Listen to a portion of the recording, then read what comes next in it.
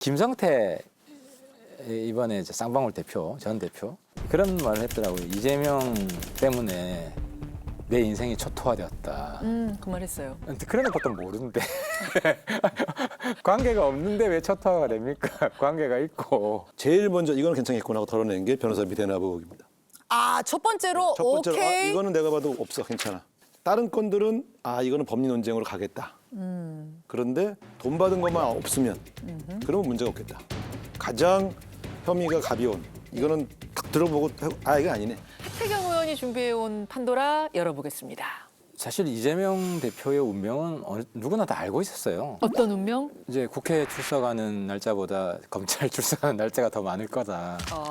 그래서 제 판도라는 이재명의 민주당 땡땡땡은 이제 시작이다. 민주당 얘기잖아요. 예. 이재명의 민주당. 땡땡땡은 시작이다 그랬으니까 저는 이제 상승세는 이제 시작이다. 네. 이재명 큰 희망을 담아서 이재명 대표를 조기 정리하면 그렇게 될 건데 조기 정리 어려울 것 같고 초토화. 초토화는 이제 시작이다.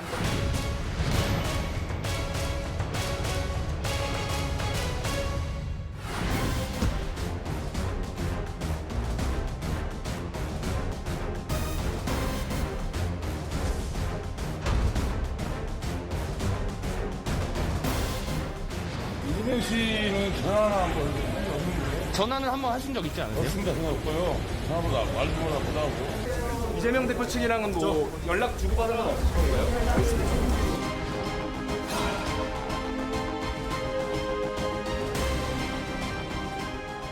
김성태 어떤 사람입니까?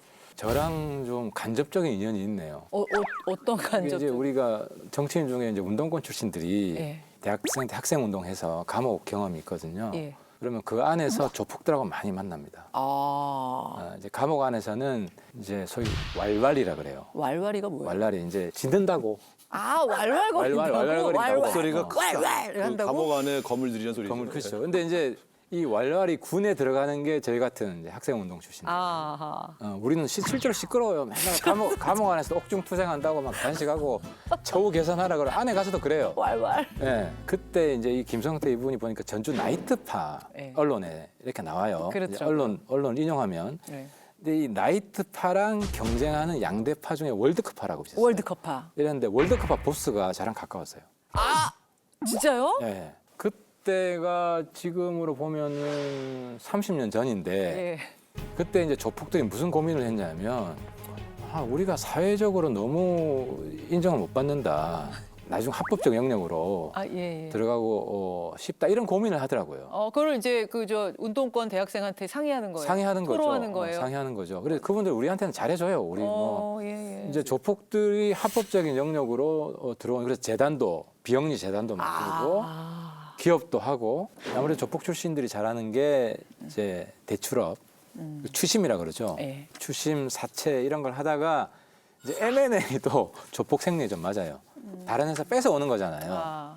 그래서 이제 무자본 돈 안 들고 네. 합법적으로 뺏는 게 무자본 M&A이기 때문에 그 업으로 이제 많이 큰 거죠. 근데 김성태 이번에 이제 쌍방울 대표, 전 대표 그런 말을 했더라고요. 이재명 때문에 내 인생이 초토화되었다.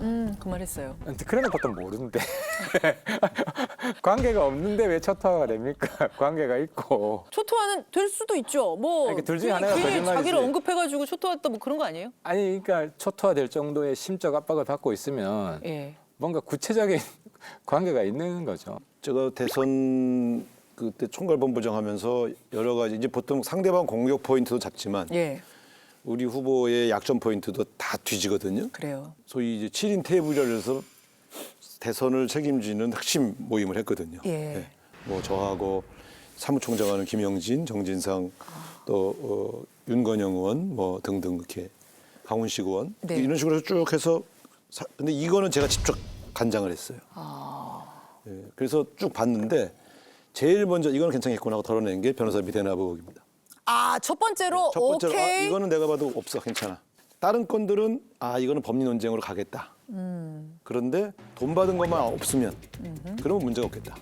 가장 혐의가 가벼운 이거는 딱 들어보고 이거 아니네. 그래서 김성태 씨 얘기를 하는데 김성태 씨가 그거 왜 도피를 했냐? 북한에 돈을 줬잖아요. 대북 송금. 이재명이 아니었으면 이것도 걸리지 않았을 텐데 라는 한탄을 하는 거죠. 결국은. 그러니까 이재명이 돈을 줬거나 대납을 해서가 아니라 결국은 이 사람이 도망간 건 이 북한에 돈을 제공한 사실은 들어오면서 인정했잖아요. 뭐 명백히 실정법 위반이기 때문에 일정하게 이게 좀 가라앉을 때까지 외국에 가서 말하자면 피해보자 이런 생각으로 간 거죠.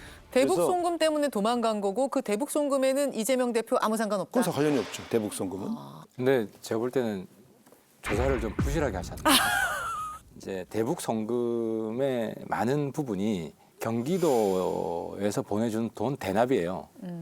이 송금 목적이 뭐냐면 예. 경기도하고 북한하고 스마트 팜 사업을 하게 됐어요. 북한은 땅이 지력이 약해서 좀 공장형 아파트식 그런 농업 해가지고 이제 북한에서 그걸 해보자. 좋은 아이디어다. 그래서 그거를 빨리 해달라고 그랬는데 통일부한테 물어보니까 이건 유엔 제재 대상이다. 예. 그래서 돈을 줄 수가 없다 해서 경기도에서 주는 돈을 이분이 대납을 한 거예요. 그럼 경기도가 당시에 누구냐? 이재명 지사 있을 때. 대북 송금에도 관계가 있고 변호사비 대납은 정말 깨끗하다고 그러시는데요. 그 부분은 본인 선거법으로 항소심에서 유죄 나와서 그렇죠. 이제 대선에 못 나갈 상황이었는데 대법원에서 뒤집혔거든요. 그 변호사비예요. 네. 근데 그 결정적 단서가 어디서 나왔냐면 김만배가 남욱한테 이런 얘기를 했다는 거예요. 내가 이재명 대표 관련 사건 2건을 대법원에서 뒤집었다. 그러니까 김만배가 이 사건을 뒤집은 거거든요. 그래서 이 변호사비는 큰 그림의 한 조각이에요. 사실 변호사비 대납보다도 더 큰 사건이 대법원 판결을 뒤집은 거예요. 이거는 헌법을 완전히 갈갈이 찢어놓은 거거든요. 이재명 후보가 예를 들면 유죄 판결을 받고 실제로 이제 감옥에 갈 정도의 일이 벌어지려면 적어도 김만배 일당으로부터 예. 직접적으로 자금을 수수한 게 있어야 돼요. 그러니까 대한민국의 판례를 보면 가령 이제 한명숙 대표 이 사례는 돈을 직접 줬다고 일관되게 주장한 분이 말을 바꿨어요. 자기가 사실은 검찰의 회유로 기업을 살리려고 협박을 받아서 이렇게 바꿨다 했는데 법원에서는 이 사람이 주장을 바꾸긴 했으나 그 앞에 했던 진술의 일관성이 더 유효하고 뒤에 번복한 것이 오히려 더 영향을 받은 것이라고 볼 수도 있다. 이런 판단으로 그냥 유죄를 계속 맞죠. 가져간 거죠. 뭔 소리냐. 정치인의 여러 가지 사건들을 종합을 해보면 예. 직접 내가 줬다라고 말하는 직접 증언이 매우 중요해요. 근데 돈을 줬다고 들었다는 네. 간접 증언은 증거물로 채택이 안 됩니다.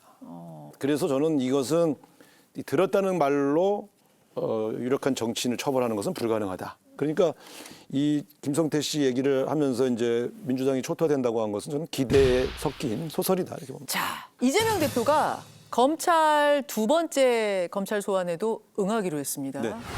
형식적 권력을 가지고 그 권력을 행사하고 있으니 아무 잘못도 없는 제가 또 오라고 하니 제가 가겠습니다.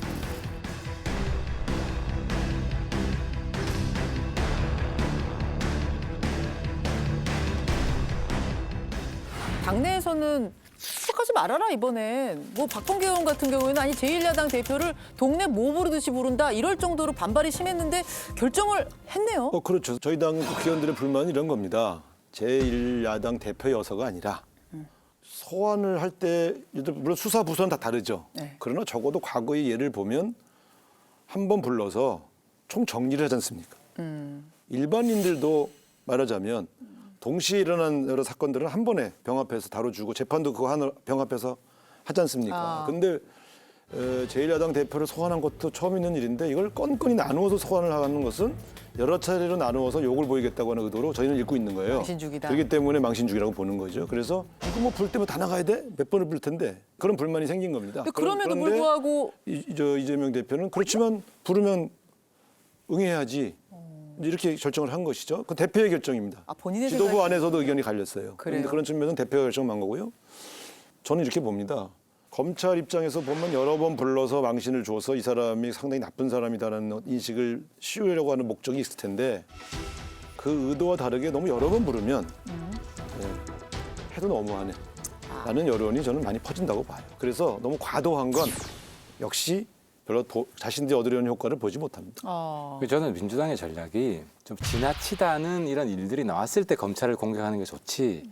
검찰이 앞으로 훨씬 더 많이 부를 거예요. 그 이유는 검찰이 뭐 이재명 대표를 괴롭히기 위해서 그런 게 아니라 사건들이 너무 많아요. 실제 사건들이 병 앞에서 해라 이런 주문은 어떻게 보세요? 병 앞에서 하게 되면 오래 있어야 돼요. 한 번 가서. 네, 그러니까 수강해야 너무 될 많으니까? 과목들이 출석해야 될 과목들이 지금 너무 많은 거예요. 그러다 보면은 그땐 기태를 거두셔야지. 그러니까 1년에 왜냐면 200 몇 번씩 수강- 압수수색하고서도 학생이 수강해야 될 결정적 증거를 못 학점을 찾아냈으면서 이거 심해. 너무 제대로 이수하지 않으면 사법부에서 괘씸죄로 형량이 더 높아집니다. 하태경 의원의 판도라, 이재명의 민주당, 초토화는 이제 시작이다의 한 줄평.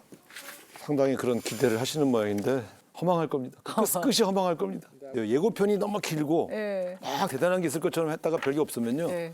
역풍 불어요. 진짜 작년 내내 이렇게 시끄러웠던 그런 거에 비하면 사실 되게 작은 것들이에요. 그러다 민주당 의원들 속마음은 빨리 검찰이 이재명 대표 민주당에 드러내 주셨으면 다 좋아하고 박수 칠 겁니다.